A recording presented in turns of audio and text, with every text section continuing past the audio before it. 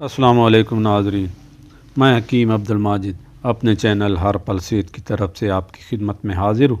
ناظرین، آج اس ویڈیو میں آپ کو سرخ مرچ یعنی لال مرچ کے فوائد اور اس کے استعمالات کے بارے میں بتاؤں گا۔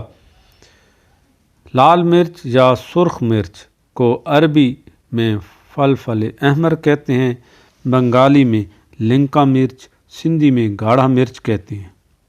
یہ ایک پودے کا پھل ہے جو کہ مخروطی شکل میں ہوتا ہے۔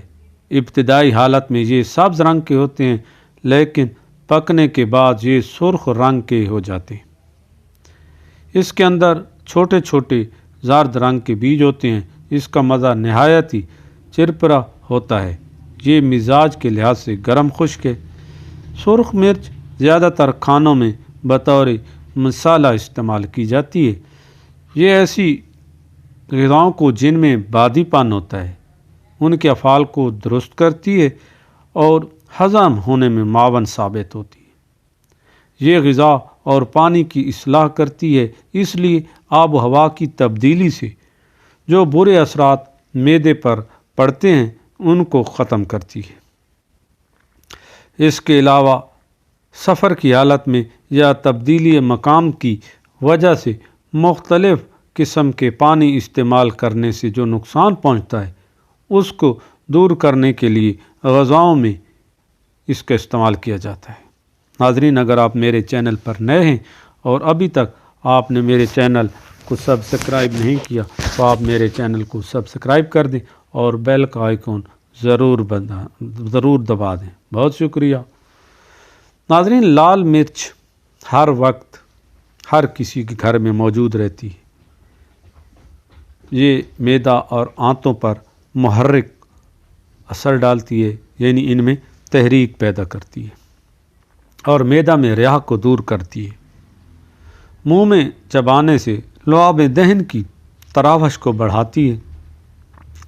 زیادہ مقدار میں کھانے سے معدہ اور آنتوں میں خراش پیدا کرتی ہے، دل اور رگوں کو تحریک دیتی ہے۔ اس کے علاوہ معدہ کی کمزوری، ہاضمہ کی کمزوری سے جو پریشانی اور ٹھنڈے پسینے آتے ہیں اس کے لیے بہت مفید ہے۔ درد سر، بلغمی، درد کمر، عرق النساء اور وجع المفاصل میں اس کا لیپ کرنے سے درد اور سوزش دور ہو جاتی ہے۔ سرخ مرچ میں وٹامن سی کافی مقدار میں موجود ہوتا ہے۔ دائمی امراض اور مدافعاتی نظام کے لیے بہت مفید ہوتی ہے۔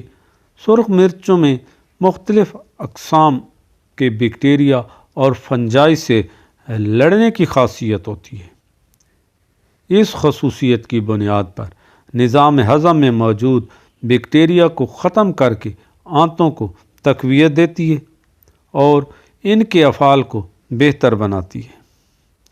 معدے اور پیٹ کے انفیکشن کے دفاعی نظام کو بہتر بناتی ہے، اس لیے یہ ہاضمے کے عمل کو تیز کرتی ہے اور گیس، اپارہ، بدہضمی جیسے مسائل میں مدد دیتی ہے۔ لال مرچ کو اندرونی طور پر تو کثرت سے استعمال کیا جاتا ہے اور اس کے فوائد سے ہم سب واقف ہیں۔ نہ صرف اندرونی طور پر اس کے استعمال کے فوائد ہیں بلکہ بیرونی طور پر بھی اس کے متعدد فوائد ہیں۔